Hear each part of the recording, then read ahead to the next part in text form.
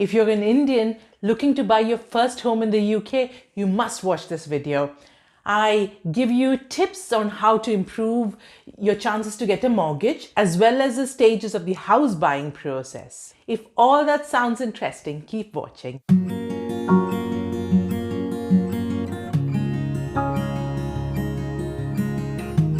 Hi, my name is Jeena. Welcome to my channel, UK में Jeena.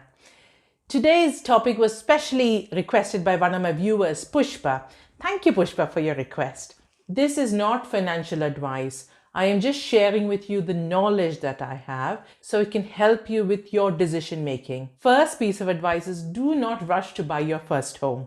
It's much easier and much cheaper to move home if you're not in the right catchment area for your school, or you need to change jobs and move areas, or you need to go back to India. So it's much more flexible if you're renting. Also, it's often cheaper to rent.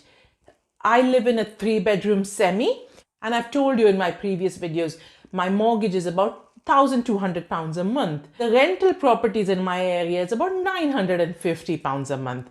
And if I was happy to pay £1,200 for renting, I could get a bigger house for £1,200. Also, if you own a house, you often spend a few £100s a year just to maintain the property. Whereas if you were renting, you could just give the landlord a ring and he would sort it out for you. But saying that, owning your own home gives you a lot of freedom. You can paint the walls what you like, you can do whatever you like in your own home. And it feels good to live in your own home. Also, over the long term being the key, house prices tend to go up. The main criteria to owning your own home is your ability to get a mortgage. There are 3 factors that affects your ability to get a mortgage. We'll go through each of this individually. The first factor is your income.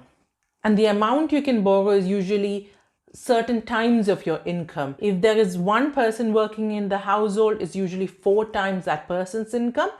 And if there are 2 working members, it's usually 5 to 6 times of both the combined incomes. But again, each lender has its own unique criteria for lending. So they look at your income and then they deduct any borrowings. For example, if you have a car loan or have any other personal loans, so they look at your income versus your outgoings and then tell you how much you can borrow basically. So when you're even starting to think of buying your first home, start looking at increasing your income or reducing your debt.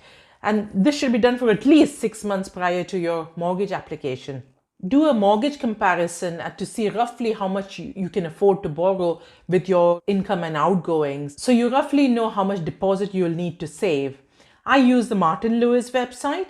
I will put a link to this in the description below. When you're ready to start looking for houses, go to an independent mortgage advisor and get a mortgage in principle. With the mortgage in principle, the estate agent as well as the seller tends to take you more seriously. The second factor that helps you get a mortgage is the deposit, which is usually the biggest hurdle in the home buying process. You need a minimum of 10% deposit. Equity is the amount of house you own. So if you put down a 10% deposit, you own 10% equity of the house, and the bank has 90% of the equity of the house. The other term for equity is loan to value. So if you put down a 10% deposit and the bank puts down 90% of the house, it is 90% loan to value. The more equity you have in your house, the less risky it is for the bank. So they reward you with a lesser interest rate. UK, there tends to be mortgage rate bands. I will put these mortgage interest rate bands in the description below.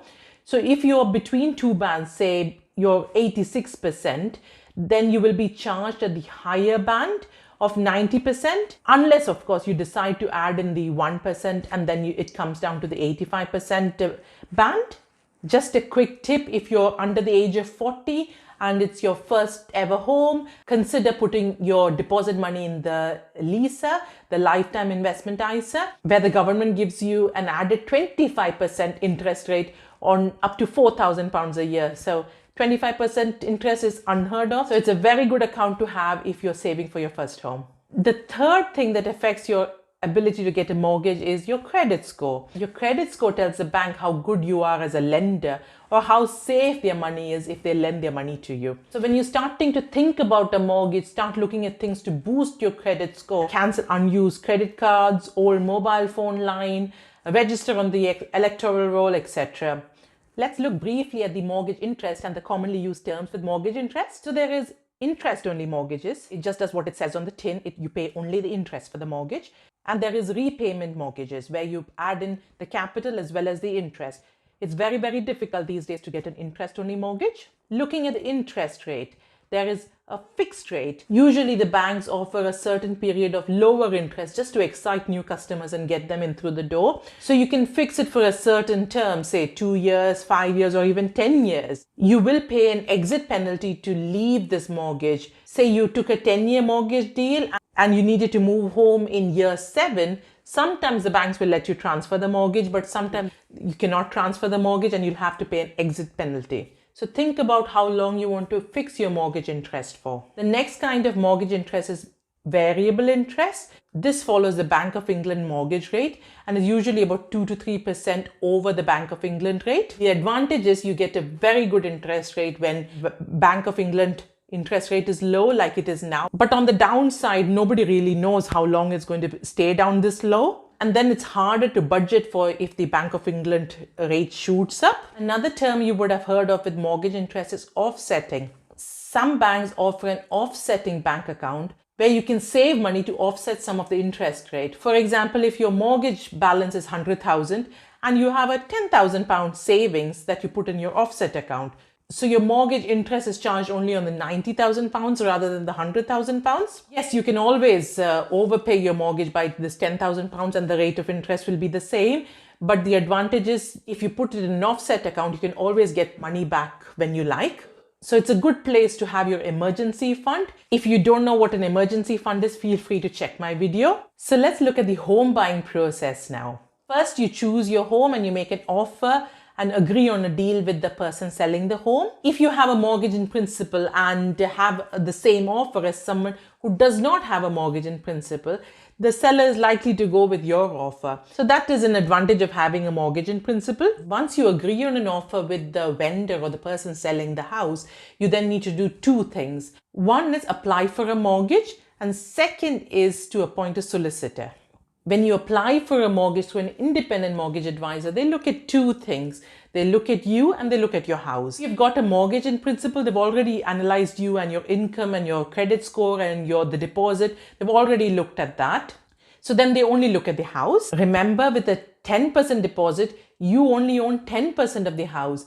The bank owns the rest of the 90% of the house. So their money is more at risk than yours. So they just make sure the house is structurally sound and things, and they'll get their money back if you default on the payment. Bank will tell you to do a survey just to assess the structure of the house. There are 3 kinds of surveys. At the lower extreme is a mortgage valuation survey.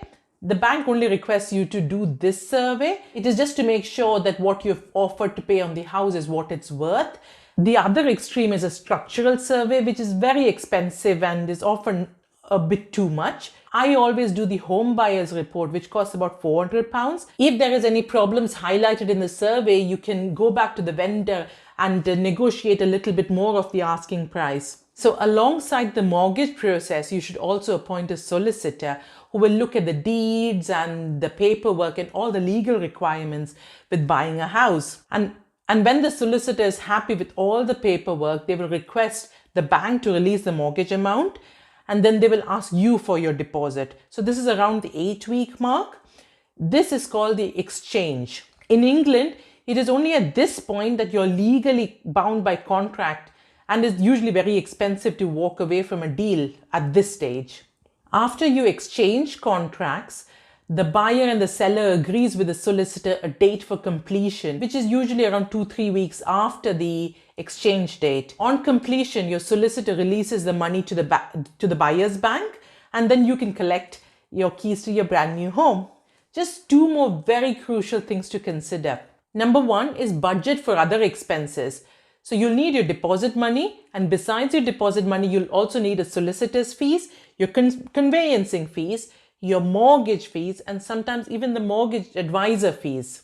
The second most important thing is protection. The bank wants you to insure your house to make sure their money is safe if the house falls down. So home insurance is essential. You can then decide whether you want contents insurance or not, but also consider other important insurance like life insurance, income protection, etc. As good as the bank may be, they will still want the money back from you even if you die. So they will be after your family to get that money back. So as a bare minimum, look at life insurance. It just makes me sad that so many of us Asians have lost our lives because of COVID, and there will be several who are the main breadwinners of the family who've lost their lives, and some of them may not have a life insurance, and their families would be expected to pay the outstanding mortgage amount. So you definitely don't want to leave your family in a situation like that. Although our home is our biggest asset, I do not agree with our Indian way of thinking that our home is an investment. An investment gives us money, but our home drains money in terms of maintenance and repairs. So we have to spend so many hundreds of pounds every year. I've touched on all the concepts quite briefly. If you want me to go through any of these concepts in more detail, for example, the interest rate or the lease or the home buying process or anything, drop me a comment below. Buying your first home is a big decision. I hope this video has given you a better understanding of the whole process. If this video has helped you, please like this video and share this with someone who would benefit from this video. I upload a video every Friday on time saving or money saving tips. If you like the sound of that, please subscribe to my channel and hit the bell notification so you're notified as soon as a video goes live. You may want to watch some of my other videos, especially my budgeting video, which will help you through the whole house buying process. Thank you for watching me today. I really appreciate it.